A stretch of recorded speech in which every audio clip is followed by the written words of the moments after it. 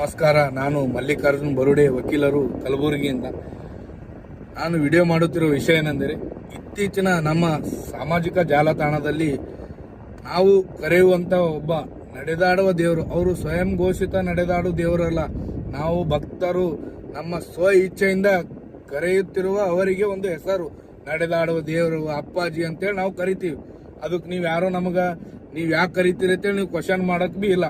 ಅದು ನಿಮಗೆ ರೈಟ್ಸ್ ಇಲ್ಲ ನಮಗೆ ಕ್ವಶನ್ ಮಾಡೋದು. ನಾವೇನು ಹೇಳ್ತಿದ್ದೀವಿ ಅಂದರೆ, ನೈಜ ಘಟನೆ ಏನಿದೆ ಅದು ಏನಿದ್ರು ನೀವು ಡೈರೆಕ್ಟಾಗಿ ಹೇಳ್ಬಿಡಿ. ಏನೋ ಇರಲಾರ್ದೆ ಯಾವುದೋ ಒಂದು ತಿರುಚಿ ಕಿಡಿಗೇಡಿಗಳು ಯಾವುದೋ ಒಂದು ವಿಡಿಯೋ ಏನೋ ಹರಿದಾಡ್ತಿ ಹೆಂಗೆ ಮನಸ್ಸಿಗೆ ಬಂದಂಗೆ ನೀವು ವಿಡಿಯೋ ಮಾಡ್ತಿದ್ದೀರಾ, ಕೆಲವರು ಮನಸ್ಸಿಗೆ ಬಂದಂಗೆ ಮಾತಾಡ್ತಿದ್ದೀರಾ.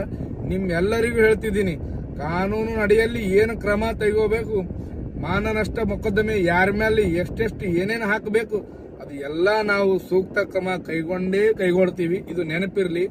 ನಿಮಗೆ ನಾಲಿಗೆ ದೇವ್ರು ಕೊಟ್ಟನಂದ್ರೆ ಮನಸ್ಸಿಗೆ ಬಂದಂಗೆ ಮಾತಾಡ್ಲು ಕೊಟ್ಟಿರಲ್ಲ. ನೀವು ನ್ಯಾಯಯುತವಾಗಿ ಮಾತಾಡ್ರಿ. ಇದು ಆಪಾದನೆ ಇದೆಯಲ್ಲ, ಇದು ನ್ಯಾಯಯುತವಾದ ಆಪಾದನೆ ಅಲ್ಲ. ನಾನು ಹೇಳ್ತಿದ್ದೀನಿ ನಿಮಗೆ. ಆ ಸಣ್ಣ ಮಗುವಿನ ಒಂದು ಫೋಟೋ ಬ್ಲರ್ ಮಾಡ್ಲಾರ್ದೇನೆ ಕೆಲವು ಕಿಡಿಗೇಡಿಗಳು ಸಾಮಾಜಿಕ ಜಾಲತಾಣದಲ್ಲಿ ವಿಡಿಯೋಗಳು ಬಿಡ್ತಿದ್ದಾರೆ. ಯಾಕೆ ಅವ್ರ ಮೇಲೆ ನೀವು ಕೇಸ್ ಎಫ್ಐಆರ್ ಮಾಡಲ್ಲ?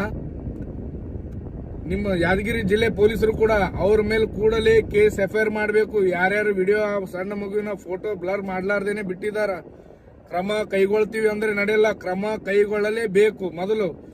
ಆಮೇಲೆ ನಾನೇನು ಹೇಳಕ್ ಇಷ್ಟಪಡ್ತೀನಿ ಅಂದ್ರೆ, ಅವರ ಬಗ್ಗೆ ತಿಳ್ಕೊರಿ. ಅಪ್ಪಾಜಿ ಅವ್ರ ಬಗ್ಗೆ, ಅವರು ವೃದ್ಧಾಶ್ರಮ, ಅನಾಥಾಶ್ರಮ, ಗೌಶಾಲೆ, 24 ಗಂಟೆ ಅನ್ನದಾಸೋಹ ಇಷ್ಟೆಲ್ಲ ಮಾಡ್ತಿದ್ದಾರ. ನಿಮಗ ಜನರಿಗೆ ಕಾಣ್ತಿಲ್ಲ ಏನು ಇದೆಯಲ್ಲ.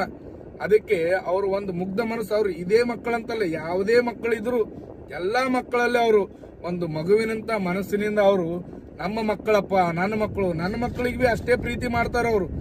ಅದಕ್ಕೆ ನೀವು ನಮ್ಮ ಭಕ್ತರ ಮನಸ್ಸಿಗೆ ತುಂಬಾ ನೋವುಂಟ ಕೆಲಸ ಮಾಡ್ತಿದ್ದೀರಾ. ಕೆಲವೊಬ್ಬರು ನಿಮಗೆ ರಿಕ್ವೆಸ್ಟ್ ಆದ್ರೂ ಅನ್ಕೊಳ್ರಿ, ವಾರ್ನಿಂಗ್ ಆದ್ರೂ ಅನ್ಕೊಳ್ರಿ. ಅವ್ರು ಯಾರ್ಯಾರಿಗೆ ಎಷ್ಟೆಷ್ಟು ಸಹಾಯ ಮಾಡಿದಾರ ನಾನು ವಿತ್ ಡಾಕ್ಯುಮೆಂಟ್ ರೆಕಾರ್ಡ್ಸ್ ಸಾತ್ ನಾನು ಯಾವಾಗಲೂ ಮಾತಾಡ್ತೀನಿ. ನೆನಪಿರ್ಲಿ, ದಯವಿಟ್ಟು ಯಾವುದೇ ಏನು ತಿರುಚೋ ಕೆಲಸ ಮಾಡಬೇಡಿ. ಆದ್ರೆ ನಿಮ್ಮಿಂದ ಸಾಧ್ಯವಾದ್ರೆ ಒಬ್ಬರಿಗೆ ಒಳ್ಳೇದು ಮಾಡಿ, ಕೆಟ್ಟದ್ದು ಮಾಡಬೇಕು ಅಂತೇಳಿ ಯಾರು ಯೋಚನೆ ಮಾಡಬೇಡಿ. ಇದ್ರ ಹಿಂದೆ ಕಾಣಲಾರದ ಕೈಗಳು ಕೆಲಸ ಮಾಡ್ತೀವಿ. ಮುಂದಿನ ದಿನಗಳಲ್ಲಿ ಅದನ್ನು ಹೊರಗೆ ಬರುತ್ತೆ. ಹೀಗೆ ಮುಂದುವರಿದರೆ ನಾವು ಯಾದಗಿರಿ ಜಿಲ್ಲೆ ಬಂದ್ಗೂ ಕೂಡ ಕರೆ ಕೊಡುತ್ತೇವೆ. ರಾಜ್ಯಾದ್ಯಂತ ಪ್ರತಿಭಟನೆ ಮಾಡ್ತೀವಿ. ನಿಮ್ ಮನಸ್ಸಿಗೆ ಬಂದಂಗೆ ನೀವು ಮಾಡ್ತೀನಂದ್ರೆ ಕಾನೂನು ಯಾರ ಅಪ್ಪಂದಲ್ಲ, ನೆನಪಿರ್ಲಿ. ಅದಕ್ಕೆ ನಾನು ಸೂಕ್ಷ್ಮ ರೀತಿಯಿಂದ ಹೇಳ್ತಿದ್ದೀನಿ. ಯಾವುದೇ ಅಹಿತಕರ ಘಟನೆ ಸಂಬಂಧಿಸಕ್ಕಿಂತ ಮುಂಚೆ ನೀವು ಕಾನೂನು ಅಡಿಯಲ್ಲಿ ಕೆಲಸ ಮಾಡಬೇಕು. ಅದಕ್ಕೆ ಹೇಳೋದೇನು